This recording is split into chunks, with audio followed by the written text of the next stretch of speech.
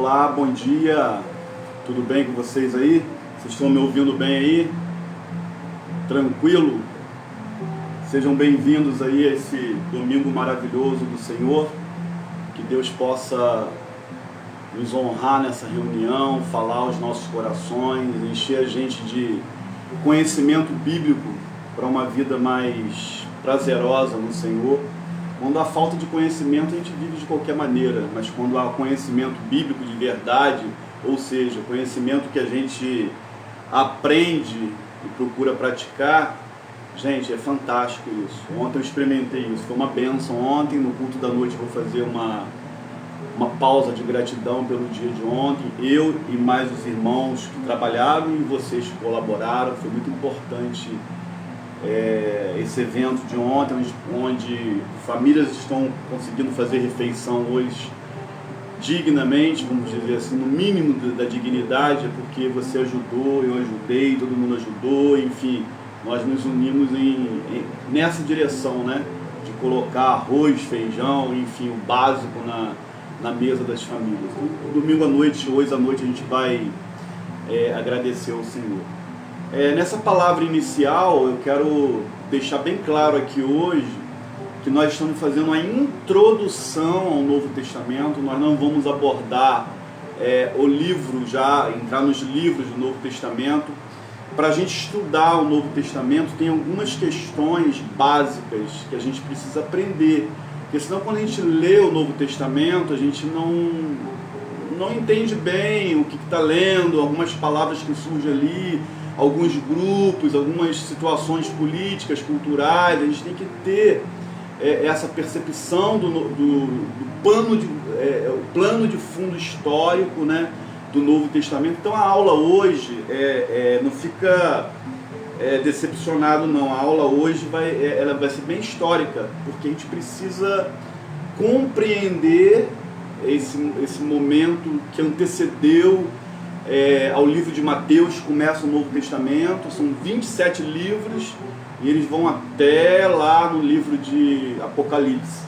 Então compreender o que estava acontecendo naquela sociedade, o que era pressão sobre eles, o que era a vida deles, a cultura deles, isso daí ajuda muito ao ler a Bíblia, você ter mais nitidez na sua leitura, enfim, na sua compreensão bíblica dos fatos. Então, a aula de hoje, volto a dizer, ela é bem histórica, tá? Eu não sou fera em história, mas pesquisei, enfim, para a gente fazer um resumão aqui hoje, para a partir do domingo que vem, quem sabe, depois eu vou fazer uma avaliação, olhar de novo o material, a gente inicia já no livro de Mateus. A gente não precisa ter pressa não, a gente levou quase 2 anos estudando o Antigo Testamento, até Malaquias, que foi domingo passado. Então, hoje inicia o Novo Testamento, é o curso Panorama Bíblico.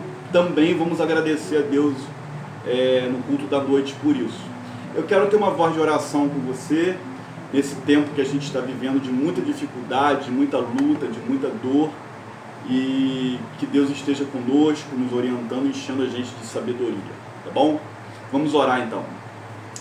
Pai, obrigado por esse tempo, pela oportunidade que o Senhor está nos dando, da gente estar aqui nessa casa, né, podemos dizer virtual, mas, Pai, uma casa totalmente real, que invocamos o Teu nome, que expressamos a comunhão um com o outro, nesse tempo de restrições, de tantas críticas, de tanta bobagem, as pessoas perdendo tempo, achando que a igreja está perseguida, e que política para lá e política para cá. Meu Deus, é um tempo de saúde, traga compreensão aos corações.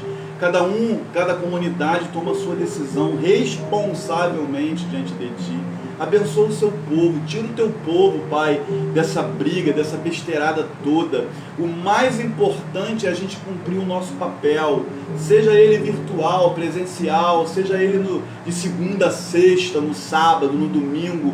O nosso papel de filhos amados do Senhor nessa sociedade que a gente vive. É isso que a gente está precisando, de testemunhar do amor de Cristo, de testemunhar do poder de Cristo sobre nossas vidas. E nós nos unimos a Ti, ó Pai, para orarmos, ó Deus, por essa questão das pessoas enlutadas, milhares e milhares de famílias orar por aqueles que estão tensos, e como eu vi ontem nas visitas, as pessoas precisando ir ao hospital fazer um exame, estão marcando para final de dezembro, a pessoa com dor, a pessoa que precisa acessar no hospital hoje já vai com medo, o trabalhador do dia a dia. Pai, repousa a tua segurança sobre nós, traga consciência de uma autoproteção dentro do possível de ser feito, mas traga descanso para a alma, traga consolo para os que choram, traga, Pai, calma para esse tempo que a gente vive angustiado com tantas questões nos cercando, Pai. Essa questão desse espírito de morte que paira hoje, muito especificamente, sobre a nossa nação de uma maneira muito forte. Meu Deus, tenha misericórdia, estenda a tua mão de poder, ó Pai, faça a tua obra na nossa vida, para louvor da tua glória, Pai. Repreende tudo isso, Deus, dê sabedoria aos médicos, acesse, ó Pai, os corações dos políticos, tira o espírito de contenda entre eles, ó Deus, e traga, Pai, o espírito de união para, Pai, realmente focar naquilo tudo que é necessário para que o povo seja abastecido, para que o povo, Pai, consiga viver com o mínimo, Pai, diante desse quadro mundial de segurança. Mas esteja com as famílias, esteja com esse dia, alegra o nosso coração por essa oportunidade da gente querer se dedicar, ó Pai, um pouco mais à tua palavra. Usa o teu Espírito Santo, Pai, usa o Senhor mesmo para falar com a gente, esclarecer a nossa mente, fazer com que a gente possa compreender, Pai, melhor o que nós lemos e aquilo que devemos viver. Muito obrigado, Pai, nós oramos assim em nome de Jesus. Amém. Meus irmãos, como eu falei no início, tem mais irmãos que chegaram agora, só rapidinho, a aula hoje ela é bem histórica, a gente precisa compreender antes de estudar Mateus, começar a pegar os livros, até que os livros do Novo Testamento de Mateus, Apocalipse, são 27 livros, a gente tem que ter um plano, né, de fundo ali para compreender, porque se a gente começa a ler o Novo Testamento, aparecem alguns grupos, algumas situações de contexto cultural, religioso, de contexto político, e a gente fica, não entende o que está por trás do versículo. Isso aí é pesquisa. Então a aula de hoje, nós não vamos mergulhar no Mateus, é uma aula histórica, tá? Espero conseguir atingir assim vocês, com compreensão bíblica disso daí, porque eu não sou historiador, mas eu gosto, sou apaixonado por história, eu leio bastante história, mas eu não sou historiador. Mas a gente vai tentar trazer isso pra gente e que você tenha uma boa aula, lembrando que vai ser uma aula histórica, tá bom? Não fique desanimado com isso não. Vamos lá? Então aí quem está com o slide aí, né, o panorama bíblico do Novo Testamento, os 27 livros, e aí testamento, né, significa aliança. Então o Novo Testamento significa que, na verdade, Deus permanece fiel a aliança anterior, a antiga aliança, mas sob uma nova forma agora. A coisa mudou, é evidente, a gente vai ver isso. Então, antes, era tudo muito provisório. Começou com o sacrifício dos animais, enfim, das oferendas oferecidas em forma de culto, isso é antigo. O primeiro homicídio em família acontece por causa da religião, por causa do culto. Desculpa, o primeiro homicídio da humanidade, Caim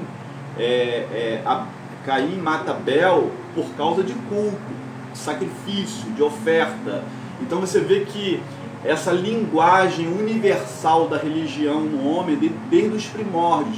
Isso foi assim, uma forma simbólica, a gente vai ver daqui a pouco no texto de Hebreus que eu vou ler com vocês, uma sombra, uma coisa do passado que veio paulatinamente acontecendo até chegar finalmente no completo sacrifício, o último sacrifício, definitivo sacrifício que abrange passado, presente e abrange o futuro, o sacrifício de Jesus na cruz.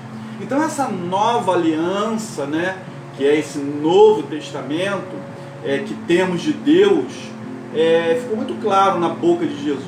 Em Lucas 22:20 diz, ao ministrar lá a ceia, ele estava falando, da mesma forma, depois de cear, depois de comer o pão, ele pegou o cálice e disse: este é o cálice da nova aliança, do meu sangue, olha o pronome possessivo, Jesus falando, derramado em favor de vocês.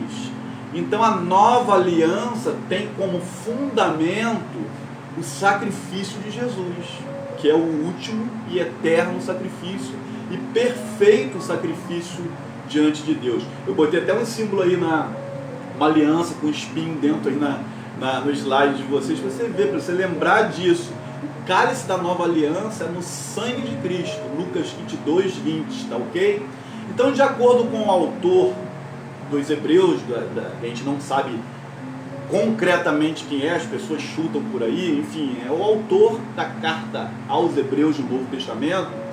Todas as festas religiosas, todo o sistema antigo de sacrifícios, todas as leis levíticas lá do Antigo Testamento, a lei de Moisés, os dias sagrados, tudo isso era justamente uma sombra de algo, apontava para algo melhor que viria. A gente viu isso no culto à noite de domingo. Eu já vim estudando isso aí porque eu tinha que preparar essa aula. Então essas coisas tinham o quê? Uma aparência de justiça e funcionava até como justiça, sim, mas na verdade, lá no fundo, essas coisas todas do antigo pacto, da antiga aliança também são sinônimos, essas palavras são sinônimas, não tinha capacidade de justificar lá mesmo, na alma do ser humano, definir essa questão desse afastamento de Deus. Então, quando Jesus chegou, aí sim, ele, Cristo, o sacrifício desse, o meu sangue, isso, liberta o homem, como ele falou ali na ministração da ceia. Então, por isso, em Cristo, na verdade, nós somos herdeiros de quê? De uma grande salvação. Salvação de onde? De uma nova aliança, ou de um novo testamento, como você queira interpretar. Tá? Então é o sangue dele, é o sangue da aliança da cruz, o sangue derramado na cruz, o sacrifício perfeito que conseguiu englobar toda a exigência de Deus nesse sistema antigo da antiga aliança, sistema que Deus aliviou a ira de Deus contra o pecado, tá ok? Então vamos ler esse texto de Hebreus 9, de 9 a 15. Esse texto diz assim, olha só como é, para você prestar atenção nessa transição da antiga aliança para cá. Isso é uma ilustração para os nossos dias, indicando que as ofertas e os sacrifícios oferecidos não podiam dar ao doador uma consciência perfeitamente limpa. Eram apenas prescrições que tratavam de comida, bebida, de várias cerimônias de purificação com água. Essas ordenanças exteriores foram impostas até o tempo da nova ordem. Gente, qual é a nova ordem? Olha só o que ele diz, o Hebreus diz. Quando Cristo veio como um sumo sacerdote dos benefícios agora presentes, ele adentrou o maior e mais perfeito tabernáculo, não feito por mão de homem, isto é, não pertencente a esta criação, não por meio de sangue de bodes e novilhos, de cabra, seja o que for, mas pelo seu próprio sangue ele entrou no Santo dos Santos uma vez por todas e obteve a eterna redenção. Aleluia! Ora, se o sangue de bodes e touros e as cinzas de uma novilha espalhadas sobre os que estão cerimonialmente impuros os santificam de forma que se tornam exteriormente puros, quanto mais então o sangue de Cristo, que pelo Espírito, com E maiúsculo, Espírito Santo, o Eterno, se ofereceu de forma imaculada a Deus, purificará a nossa consciência de atos que levam à morte, de modo que sirvamos ao Deus vivo. Por esta razão, olha só o finalzinho, presta bem atenção. Cristo é o mediador de uma nova aliança para que os que são chamados recebam a promessa da herança eterna, visto que ele morreu como resgate pelas transgressões cometidas debaixo da primeira aliança. Ele morreu baseado lá, vindo essa sombra toda desse sacrifício. ele atingiu também o Antigo Testamento. Noé, Abraão, Isaac, Jacó, Moisés, todo mundo foi salvo em Cristo. Ué, pastor, mas Cristo não existia assim, o sacrifício dele foi lá. A gente é salvo como? Quando a gente crê em Deus, não é isso? Todo aquele que invocar o nome do Senhor será salvo. Eles invocaram, eles acreditavam em Deus. O sacrifício de Cristo vai lá atrás, por isso que ele é perfeito. Vem hoje e já está resolvido amanhã aquele que vai crer na pessoa e na obra de Cristo. Então, vamos lá, o ambiente religioso do Novo Testamento, a religião, né? Gente, é uma síntese da síntese da síntese da síntese, me perdoe. Senão a gente vai ficar muito tempo na história, mas eu tentei fazer algo que você pegasse a nata do que você precisa compreender quando for ler o Novo Testamento. Tem muito mais do que isso, tá bom? Então vamos lá. Judaísmo e paganismo, né? Qual era o ambiente religioso? Essa fusão. Esse ambiente onde Jesus cresceu, foi moleque, né, com 10 anos, com 4 anos, com 10 anos, adolescente, jovem, e chegou à adultez, era marcado pelo judaísmo dos israelitas e também pela presença de outras religiões pagãs, do domínio, a gente vai ver daqui a pouco, do Império Romano, a submissão lá aos oficiais, uma política inserida, soldados, tudo naquela região ali da Palestina, o ambiente religioso girava em torno disso. Mesmo algumas vertentes do judaísmo na época, na vida ali da caminhada de Jesus, Jesus carregava influências também ali na cultura dele, me refiro, pagãs da Babilônia. Os pais de Jesus receberam essa influência de uma cultura da época da Babilônia ainda, porque foram 70 anos de cativeiro, onde foi tremenda a situação. Jesus não foi pagão, não estou falando isso, a cultura que ele foi inserida, que ele estava inserido, perdão, tinha coisas da Babilônia de alguma forma. Então, outros povos onde os judeus foram dispersos nos exílios, né? A gente vai ver daqui a pouco que o exílio ganha força nesse período, trouxe para o meio do povo de Deus essa forma de cosmovisão, da visão do mundo. Então estava acontecendo, esse ambiente do Novo Testamento religioso, ele é bem plural, ele não é um ambiente sacro, vamos dizer assim, com a percepção monoteísta, não, estava bem misturado. Jesus conviveu com isso, tá? E o ambiente político, né? Depois de sofrerem várias dominações, começa lá, né? Vamos lá atrás, falando dos israelitas, Egito, depois vem a Babilônia, depois os persas derrotam a Babilônia e vai embora. Jesus nasce numa nação, no caso Israel, que estava sob o domínio do Império Romano. Aí já caiu, a gente vai ver daqui a pouquinho, rapidinho, já era o Império Romano, já era o terceiro império seguido, Babilônia, Persa, e agora vem o Romano, né, que dominava esse mundo todo aí na época de Cristo.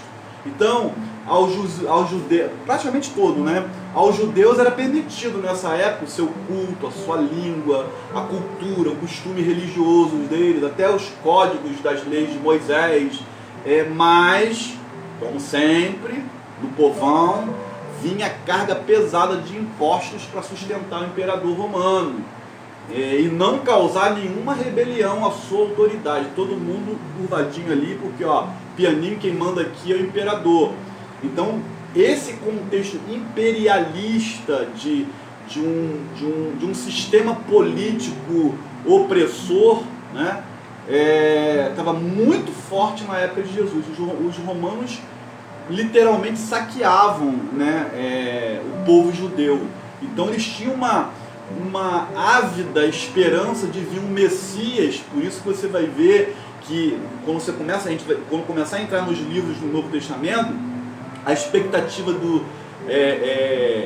povo era um Messias libertador, um Barrabás. Eu sei que ele era ladrão, mas assim, um cara forte, um cara bom de espada, um cara bom de argumento, um camarada que ia chegar lá nos Césares da vida e degolar aquilo tudo, Israel ser o domínio do mundo. Tinha uma percepção, vê se vocês entendem o que eu quero dizer, de uma expectativa meramente política, né? Esse mundo, essa expectativa de quem aguardava o Messias, o Cristo, o ungido de Deus, era para esse tipo de um homem, tá? Então por isso que alguns olhavam assim, esse cara aí, filho daquele carpinteiro José, da cidade de Nazaré, eu gosto de fazer essa brincadeira, né? Da Praia da Luz, brincando aqui, eu sempre coloco isso. Nazaré era uma coisa muito humilde, uma aldeiazinha lá no canto. Então, olha a dificuldade. É bom quando você estiver lendo o Novo Testamento, você olhar por que algumas barreiras. Eles esperavam alguém de descendência de sangue azul, pelo menos, de uma linhagem, vamos dizer assim, real, mas de trono mesmo, não no sentido espiritual. A gente sabe que Jesus vem do trono de Davi, mas na família de Jesus a gente é muito humilde. Ninguém conhece a família de José, seu pai terreno, e da sua mãe Maria. Não tem ninguém influente. Ele nasce numa manjedoura, ele nasce fugindo para lá, para cá, porque eles queriam morrer, vocês sabem bem da história. Então esse cenário político, é bom a gente ter percepção disso. E a cultura, já estou no slide da cultura aí, né? A questão cultural, né? Era fortemente o helenismo. Quando a gente fala o sistema helenístico, né, helênico, a gente está falando da influência grega, né?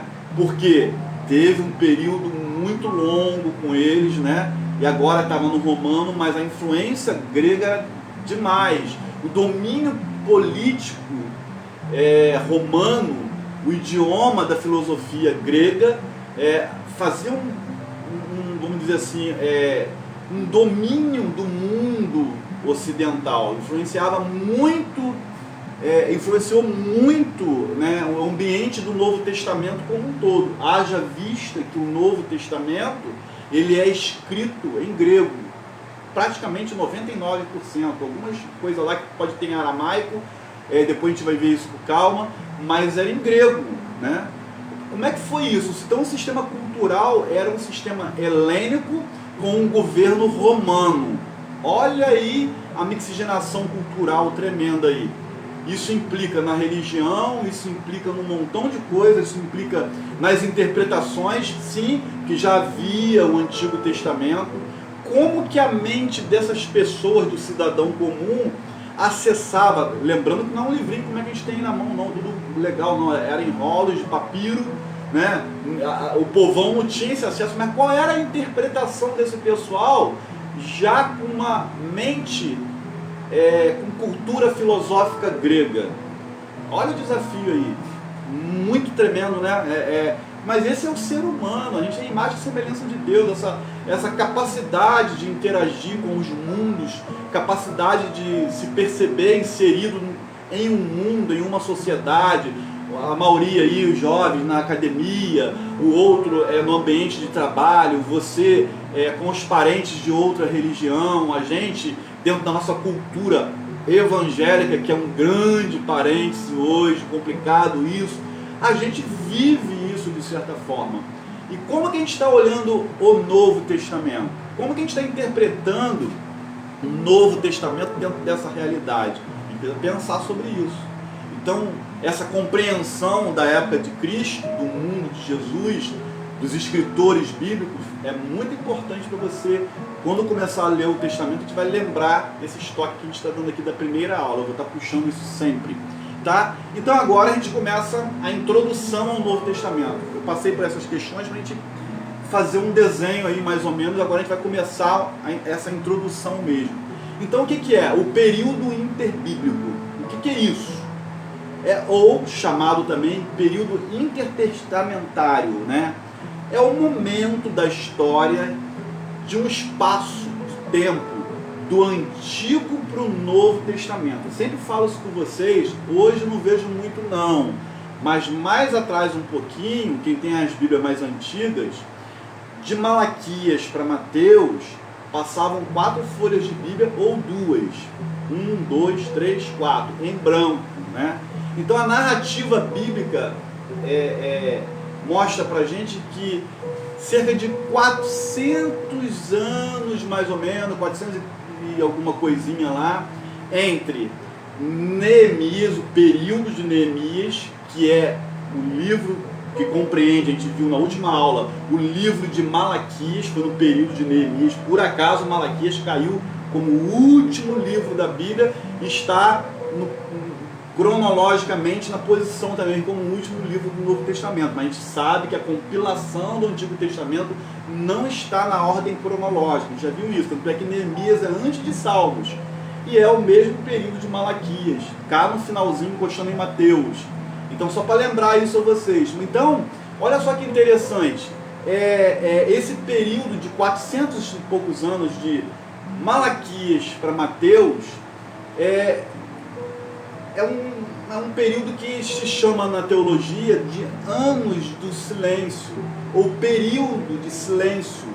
Isto porque não teve nada nesse tempo, uma palavra profética de Deus ao povo de Israel, como toda a história ocorreu diante dos outros, todos os profetas menores e maiores que nós estudamos, diante de libertadores, legisladores como Moisés, de sacerdotes como Samuel, que deu a linhagem toda profética, e a escola de profeta do Antigo Testamento que a gente já viu.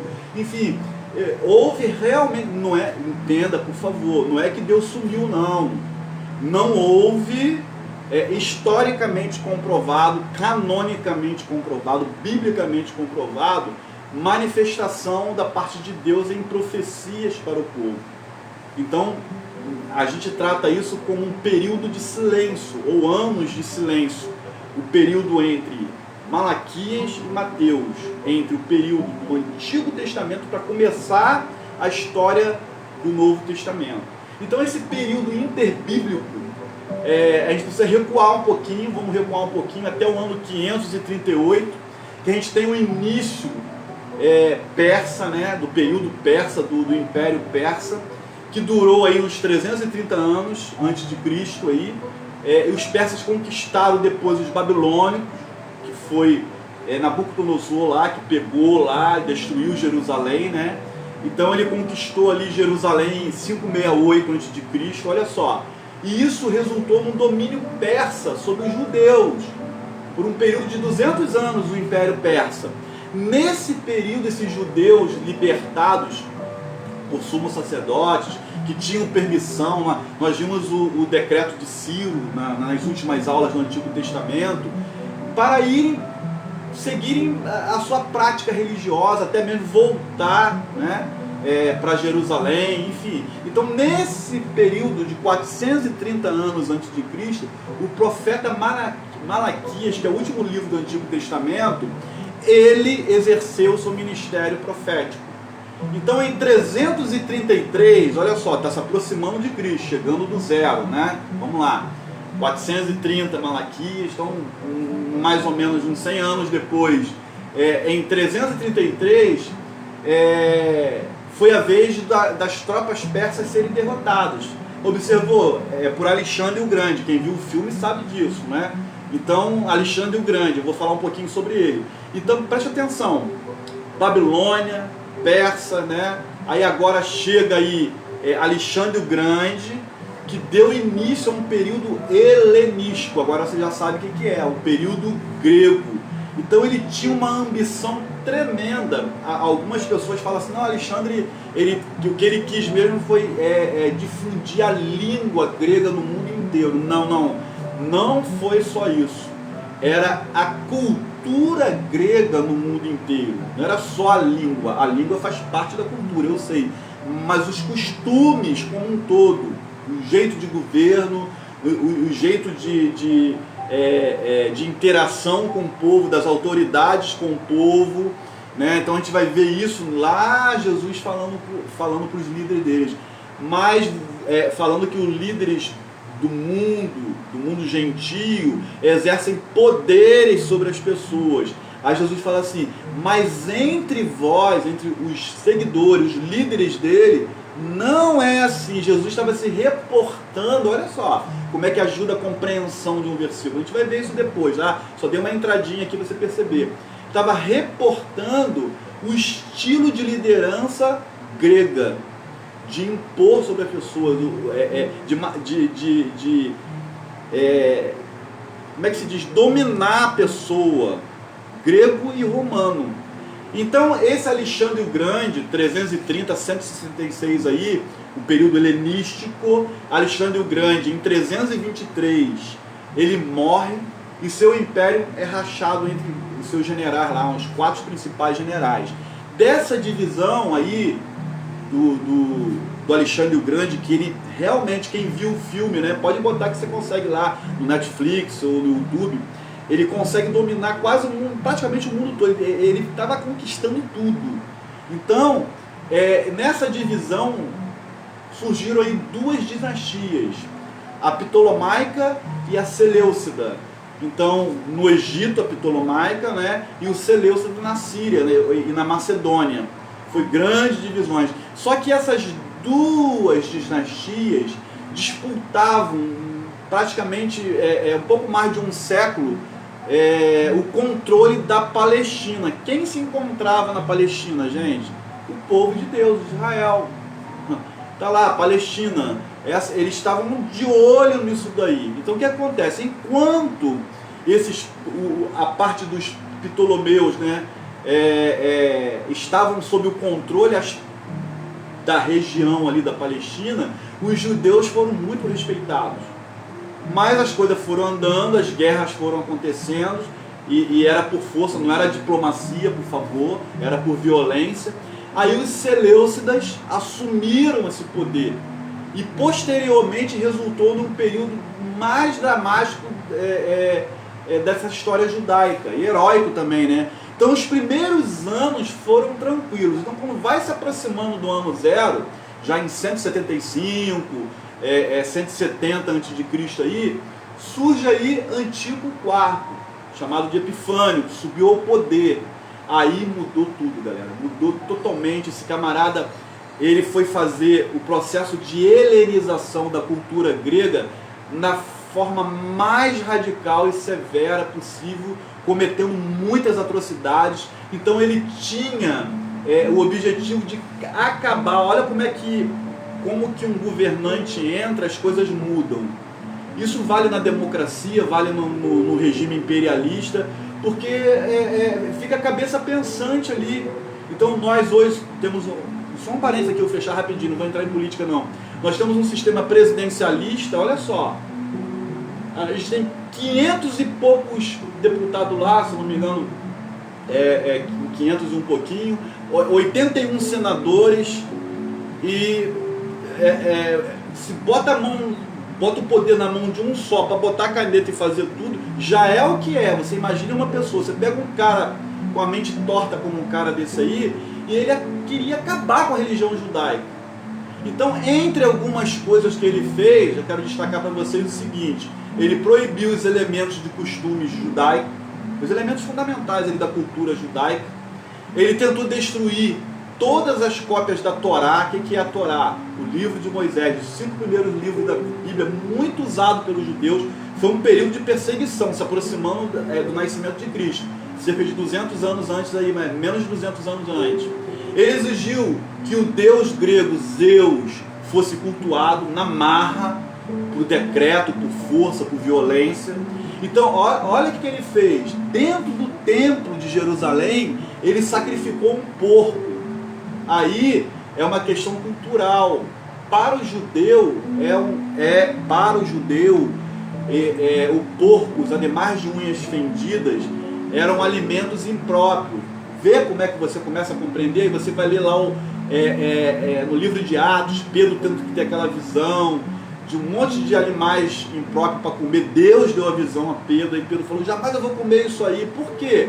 Era a cultura, o que o povo estava vivendo. Como é que a gente vai ler a Bíblia e agora começa a compreender? Então essas proibições e essa afronta e esse descaso e essa humilhação de levar algo proibido ao templo, gente, vocês já estudaram tudo isso aí, vocês já viram, quem está comigo aí no Antigo Testamento, que a gente fechou já, como que o templo para o judeu tinha um significado divino. né? Chegou um período até, que você lembra dessas profecias, templo, eles achavam que a segurança estava no templo e não no Senhor. A coisa era tão severa para o judeu, e o cara entra lá dentro e sacrifica um animal proibido, imundo lá dentro.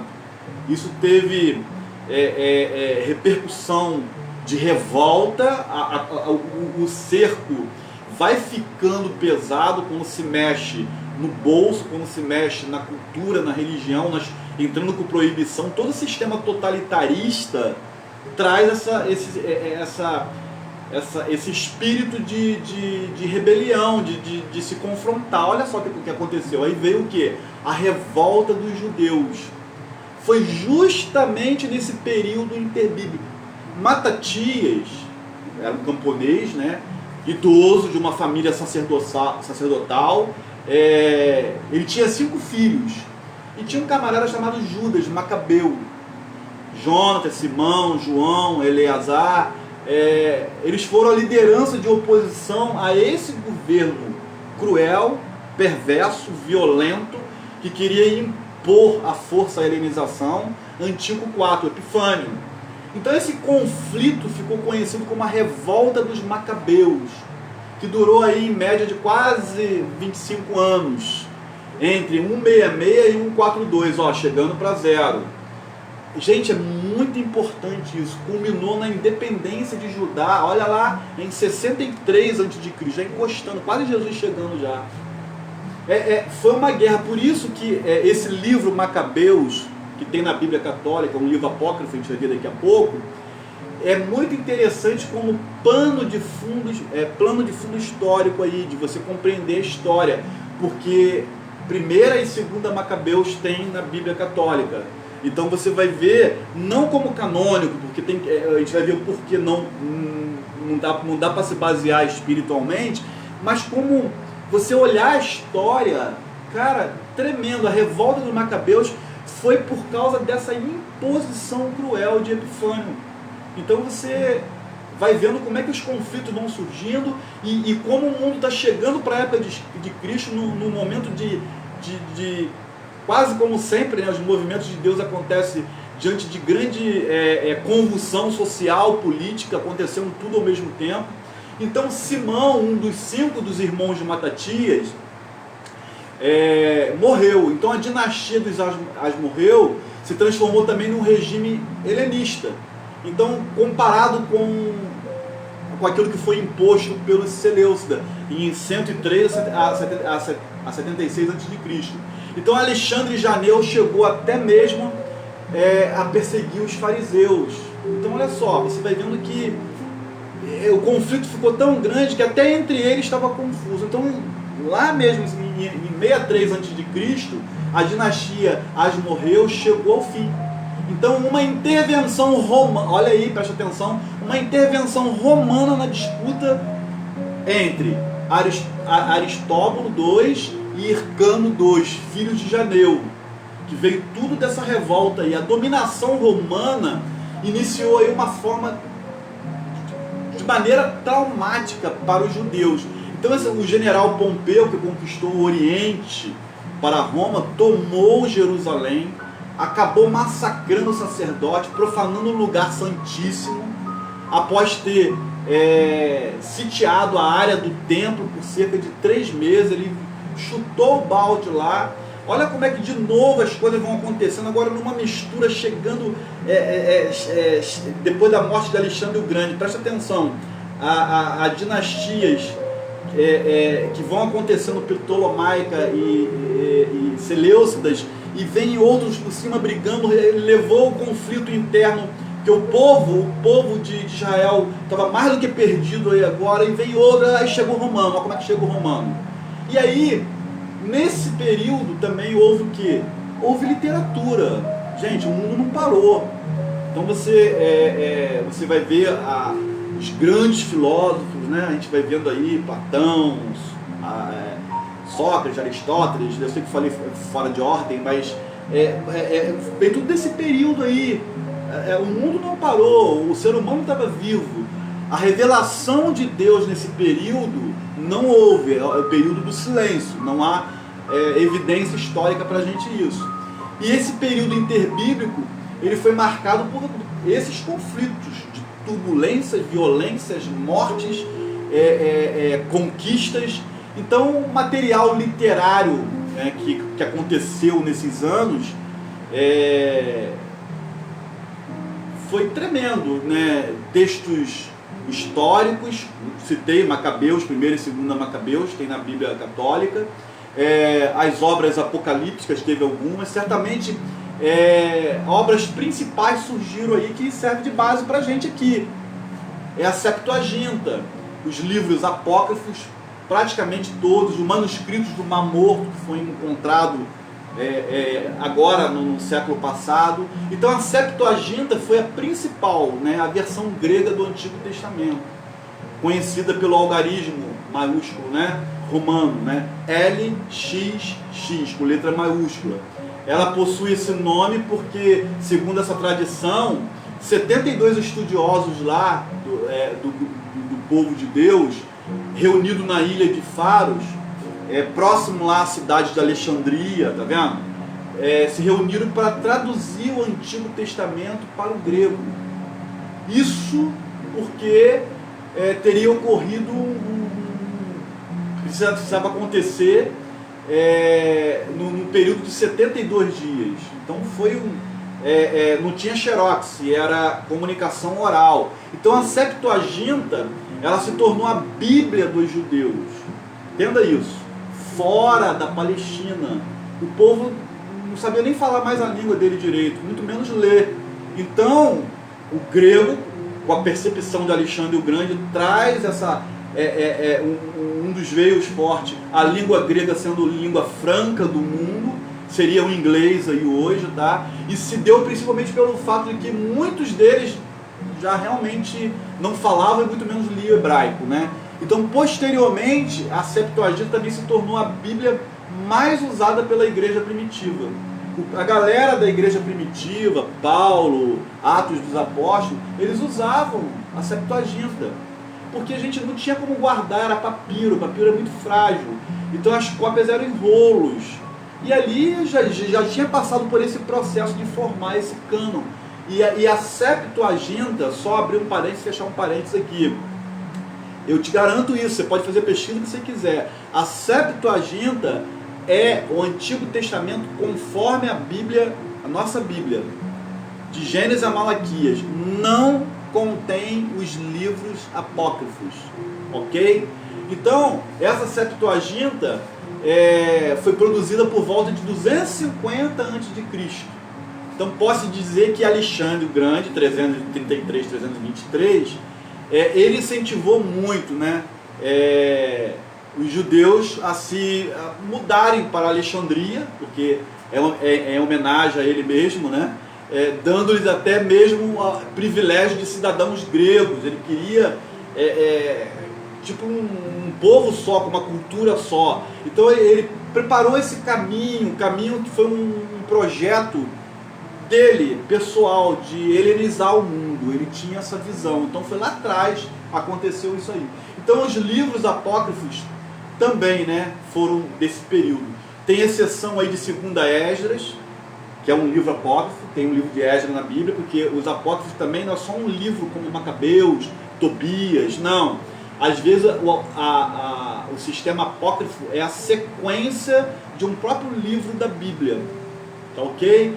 No caso, 2ª Esdras, provavelmente em 90, data de 90 depois de Cristo, então ele é chamado de apócrifos, né? Apócrifo também. Essa coletânea que junta com essas características de livros canônicos, sequenciais, vamos dizer assim, dando sequência, tipo assim, Atos 28, hipotética, aí vai ter hipoteticamente, vai ter Atos 29, então isso também é considerado apócrifo.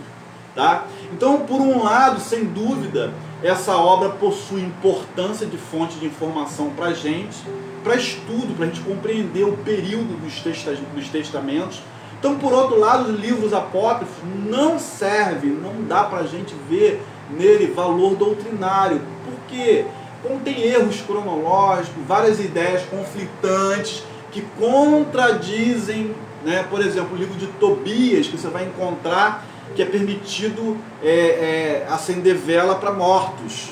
Tobias, está lá, bem claro, ele cuidava dos mortos, ele fazia isso que ele achava que era certo. Então as pessoas se baseiam nisso. Aí você vai olhar o Novo Testamento, vai olhar o Antigo Testamento tirando Tobias, você não vai ter uma base que uma vela ilumina a alma de quem já morreu. No ensino de Cristo, a contradição. Depois que morre, Lucas 16, acabou, tem um abismo, uma separação. Quem está de lá não passa para cá, quem está daqui não passa para lá.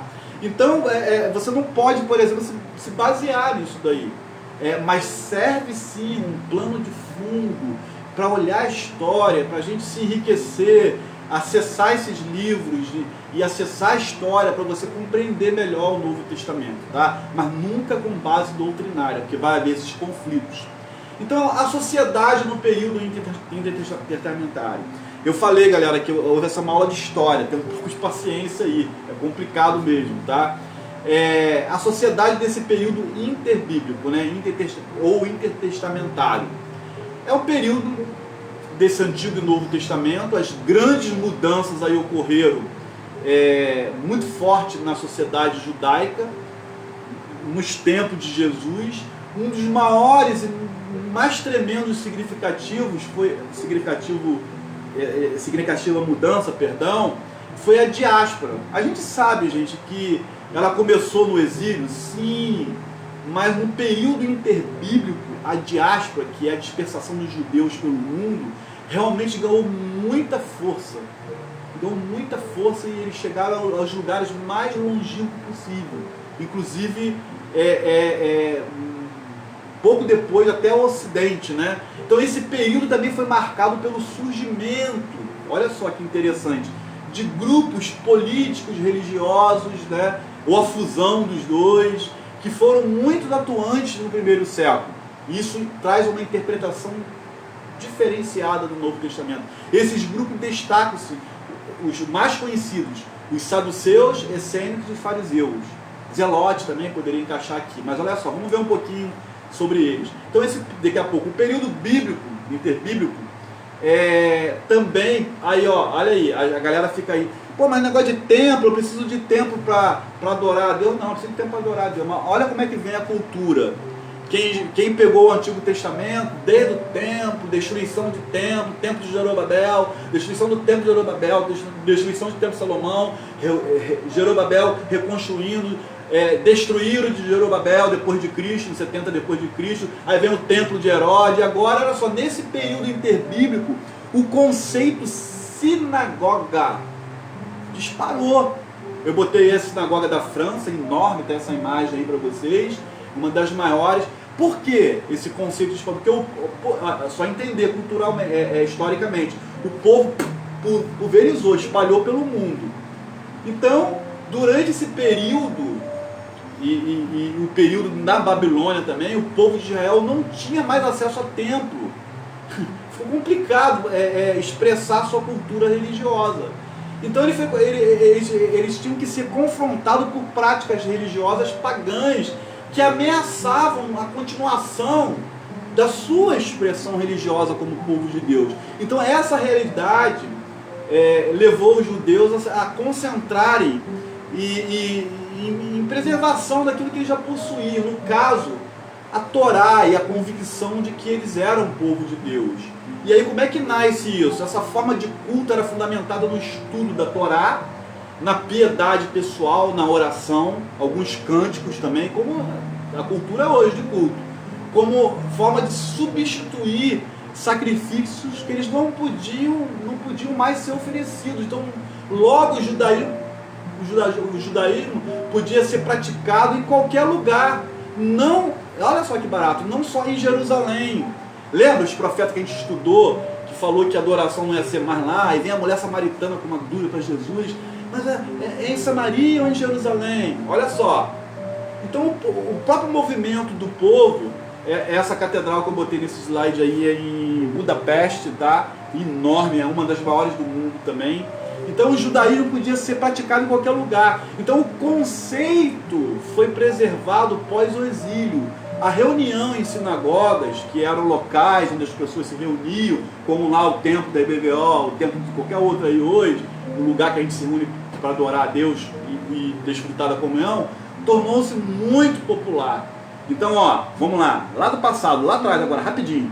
Tenda de Moisés pelo deserto, a tenda do encontro, tá lembrado? Onde Deus se revelava a Moisés e as pessoas que iam ali. Da tenda nasce no coração de Davi o desejo do templo.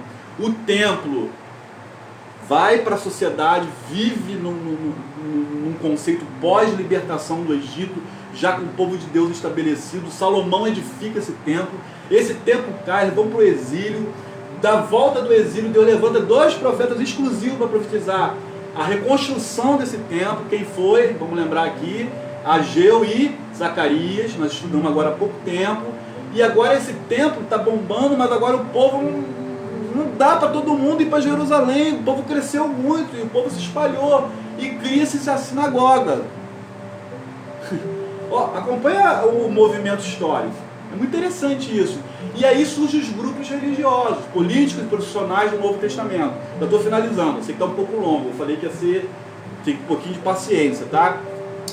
Então esses grupos políticos, profissionais e religiosos do Novo Testamento, tem várias menções desses grupos na Bíblia. Você lendo, se você não saber direitinho um pouquinho, mínimo um pouquinho, você fica perdido para saber o que está por trás, quando Jesus queria confrontar um deles. Então conhecer um pouquinho deles é muito interessante. O fariseu, vamos lá, o primeiro grupo, são 9 grupos que eu separei aqui, mas é bem rápido, tá? Eu não vou ler, eu só botei texto para você poder pesquisar depois também na própria Bíblia. É o grupo mais conhecido de todos, evidente. Os fariseus formavam um dos principais grupos religiosos e eram rigorosos quanto aos costumes religiosos judaicos, né, da religiosidade judaica, e exerciam uma influência sobre o povo tremenda. E viviam onde? Nas sinagogas, dando palestras e tudo mais. Você vê Paulo indo nas sinagogas, você vê Jesus indo nas sinagogas, a respeito das tradições dos antepassados. Então está Mateus 9, Mateus 12, Mateus 15, Lucas 18, tem muito texto disso aí que você vai ver sobre os fariseus. Os saduceus tinham uma particularidade muito interessante. Eles não acreditavam em nada sobrenatural a respeito a morrer e vida eterna, uma vida no outro plano, vamos falar assim, como a gente fala hoje no popular. Eles eram céticos em relação a isso daí. Então, é esse grupo que chega para Jesus. A mulher que teve 5 maridos lá na eternidade, zombando. Olha o que está por trás. Aí você lê a Bíblia com outra ênfase. Os caras estão zombando, porque eu sei que os saduceus não criam nisso. Era um grupo pequeno comparado com os fariseus, porém era poderoso, devido aos integrantes constituírem eles constituíam um grupo religioso formado por sacerdotes, influências, era corrente e pessoas ricas também de Jerusalém. Então os saduceus não se davam bem com os fariseus, mas algumas vezes faziam o quê? Alianças para combater Jesus. Então, na eternidade, eles já riam disso quando quem é que vai ser o marido dela lá se ela teve 5 maridos aqui, por exemplo? O irmão morreu, porque era cultura, né? Se eu morresse, seria de casar com alguém da minha linhagem, um irmão meu. Quem é que vai ser o marido lá? Era pura zombação. Então eles prezavam muito pelo Pentateuco, né? Os 5 primeiros livros da Bíblia, e não acreditavam em ressurreição, juízo final, existência de anjos. Tudo que era sobrenatural era fora da lista deles. Então, os essênios eram um grupo separatista, o terceiro grupo que eu estou vendo aí. Eles viviam, eles foram formados nessa época helenista, assim, né? Antes de Cristo um pouco, provavelmente ali originado entre os fariseus. Entenda, esses grupos vinham de divisões entre eles mesmos também, aconteciam isso. Eles observavam a lei também com rigor, né? Consideravam que o sacerdócio era corrupto, além de serem contra muitas práticas religiosas do sistema sacrificial judaico. Eles eram vegetarianos, tá bom? Eles gostavam de ir para as montanhas, viviam uma vida muito simples, né? Deserto, essas coisas assim. Embora tinha pequena parte dele, por isso que não aparece com tanta força, na Bíblia, não tem lá eles praticamente, mas era real. A história, Cláudio Josefo, que é um historiador da época de Cristo, relata sobre esse grupo. Ele não é citado na Bíblia, os essênios, mas eles existiam sim. Era assim, mais ou menos hippie, né? Assim, mais ou menos, né? Não eram drogados, né? O hippie tinha negócio de droga, paz, amor e sexo, negócio. Mas era assim, uma vida mais naturalista, vamos dizer assim, tá?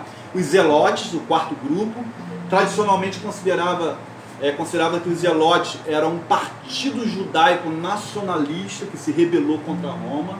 Tem essa visão também. O termo zelote, zeloso, vem de fanático, embora em algumas ocasiões eram chamados de cananeus ou nacionalistas. Ali ficou um apelido, pseudônimos para eles. Então esses zelotes tinham um papel muito ativo,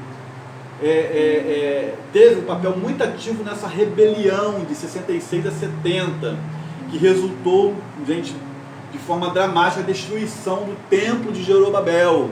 Em 70 caiu o templo. Então Simão, um dos 12 discípulos de Jesus, preste atenção, Lucas 6,15, era chamado de zelote. Então você vê que o pensamento plural já tinha, até lá, um dos seguidores de Jesus, mostrando que Cristo não tinha preconceito, quem é de PT, quem é do PCdoB, e quem é PSL, e quem é PSDB, pelo amor de Deus, eu estou vendo, me desculpa a sinceridade, homens de Deus se perdendo disso daí. A igreja ela tem que saber se comportar adultamente com essa pluralidade política, e saber respeitar e debater todo mundo. Acabou. É debater, não é ofender. Então agora você imagina que eu estou vendo por aí igrejas que estão fazendo quarentena, como a gente está fazendo culto online hoje à noite, está fazendo esse estudo por aqui, a gente é chamado de incrédulo, de medroso. Eu vejo isso tudo na rede aí, por atores evangélicos, atores que eu me refiro, lideranças evangélicas. Pelo amor de Deus, para com isso. Nesse período que a gente está aí, ontem a gente estava na rua entregando mantimento. Eu como pastor, a minha igreja, que eu sou pastor junto com vocês, nós estamos em quarentena, estamos.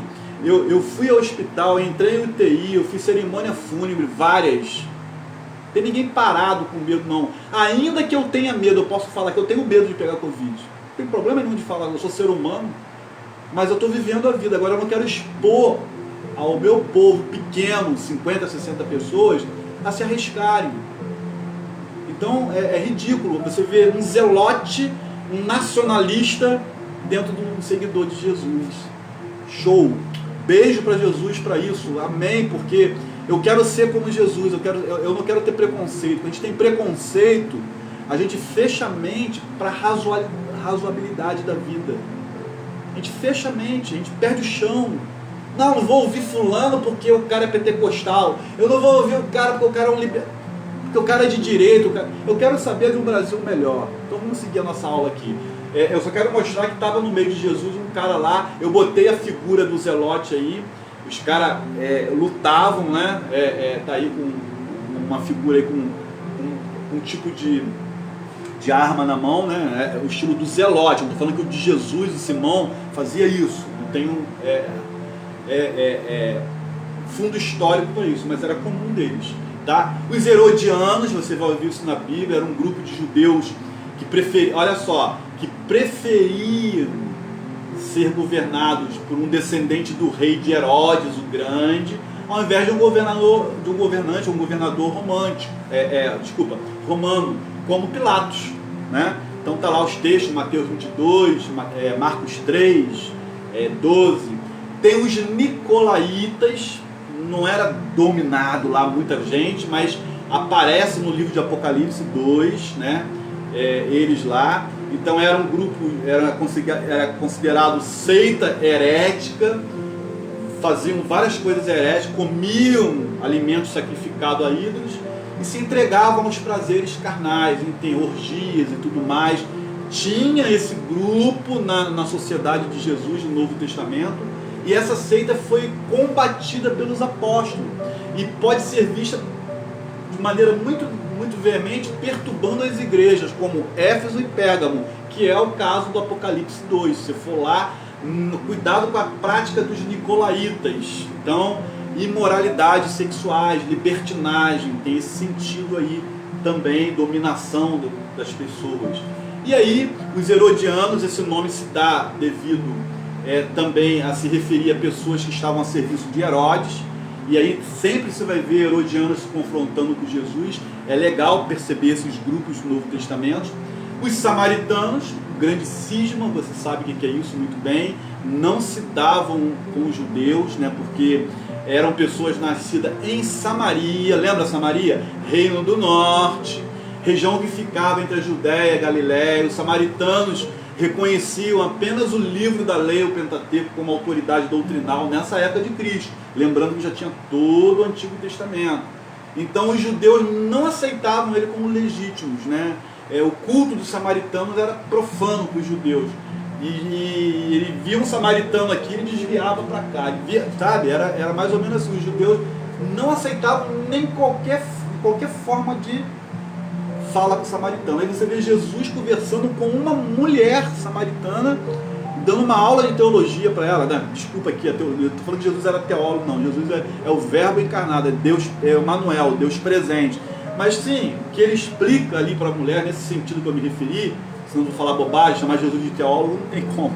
É blasfêmia. Porque teólogo é a gente que é pecador. Jesus é a revelação de Deus, é o verbo, né? É a palavra do próprio Deus.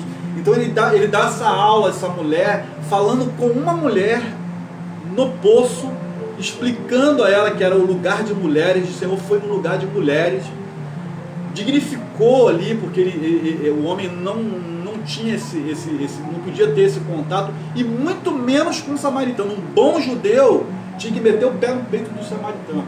A verdade é essa. Vários textos aí, Mateus 10, Lucas 9, Lucas 17, João 4, que é o grande texto que eu me referi, João 8, está falando sobre esse grupo, e esse cisma todo que a gente já viu lá atrás, né, como é que isso começou na divisão do reino, né, quando o reino se dividiu, que era o Reino Unido, se divide em Reino do Norte e Reino do Sul. As 10 tribos vão para o norte, fica Benjamim e Judá no sul, em Jerusalém, e a capital do Reino do Norte, das 10 tribos, vai lá, é Samaria. Aí começou um grande cisma lá atrás, vem, tá aí Israel e palestinos brigando até hoje disso aí. E os escribas, muito conhecidos, chamados de rabinos ou mestres, mesma coisa, da lei. Então formavam um grupo profissional. Não pertenciam em geral à classe sacerdotal, mas eram influentes e tinham elevada consideração como intérprete, eram os intérpretes das escrituras diante do povo. Então eles esclareciam as dúvidas sobre as escrituras. Então citavam opiniões de famosos mestres, Gamaliel, que discipulou Paulo, né? Tem duas, Shammai, várias vertentes de desdobramentos dos que dominavam ali os ensinos de Israel. Então, interessante, um ensino mais judeu, um ensino mais mesclado também com a helenização e o judaísmo, e eram as escolas correntes, como você tem um professor na faculdade, ou qualquer lugar que você está, que ele está lá explicando alguma coisa de psicologia, mas o cara é freudiano, né? O outro também é psicanalista, mas é lacaniano. Não, o outro é rogeneriano, o outro, enfim, vai embora por aí, né?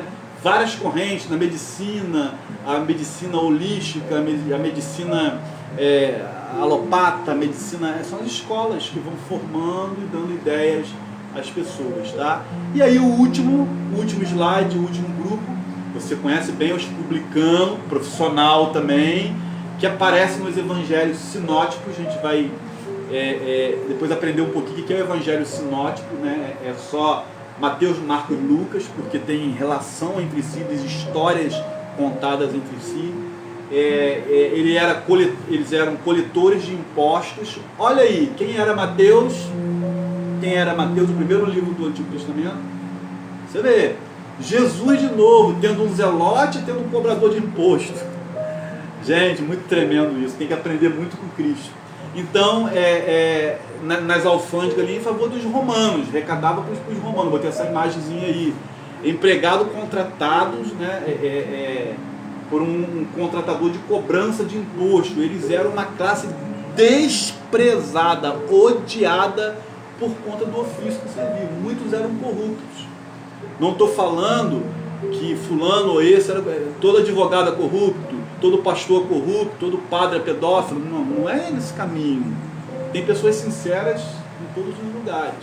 Então, mas olha só, olha a galera que Jesus reúne para seguir a ele. Gente, eu sei que ficou grande, desculpa, mas é supra-sumo, tá? Eu termino aqui essa, talvez uma tentativa de introdução ao Novo Testamento. Tem muita coisa aí. Quem não tem o slide e precisa e queira esse slide completo, são 31 slides que eu estou passando aí. O pessoal da EBVO recebeu, está no grupo, recebeu individual. Fala aqui no grupo, o Luiz manda para você, faz um contato com o Luiz aí que ele envia para você. Mas ficou longo, eu sei, mas eu falei que seria uma aula de história. Eu acredito que isso ajuda a gente a compreender melhor quando a gente for para dentro do Novo Testamento. Tem alguma dúvida por aqui? Alguém quer colocar alguma coisa aqui essencial que você queira comentar, assim, rapidinho, que eu possa tirar essa dúvida? Tá tudo bem, tranquilo? Porque foi difícil, né? Enfim, é muita coisa, tá bom? Então que você... calma aí, quando tá passando aqui, deixa eu ver se tem alguma aqui. Hudson, publicar a aula, tá bom. Vou publicar, não tenho publicado não, mas eu tenho medo disso, porque é muito comprometedor. A aula é fogo, né? A aula, mas eu vou publicar, não tenho publicado, agora do Novo Testamento eu vou publicar. Tá bom? Obrigado pela sua paciência, até logo mais. Quem não tem o slide queira, faz um contato aqui, o Luiz manda para você. Vamos orar para a gente terminar, consagrando o nosso dia, a nossa vida. A gente faz domingo de manhã lá na igreja, a gente chama de culto devocional. Um culto que onde nós consagramos a nossa vida e o dia que a gente vai levar, tá bom? Então que...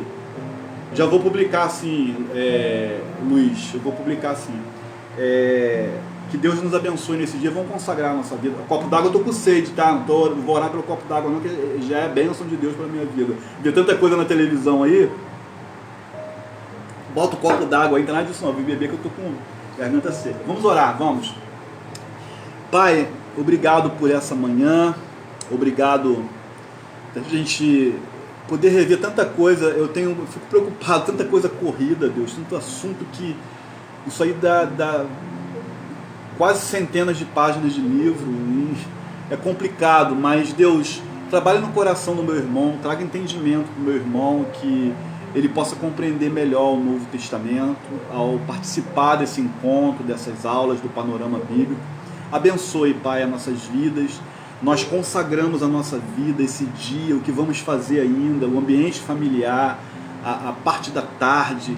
Prepara o nosso coração para logo mais, para a Tua palavra cantada, pregada, para os nossos pés, Pai, serem pés de paz nesse dia, de andar em paz, de ser abençoado pelo Senhor. Muito obrigado, Pai, muito obrigado por tudo que o Senhor tem feito por nós. Nós consagramos todos os nossos gestos nesse dia a Ti, as nossas palavras, e desde já Te agradecemos por esse tempo. Nós oramos em nome de Jesus.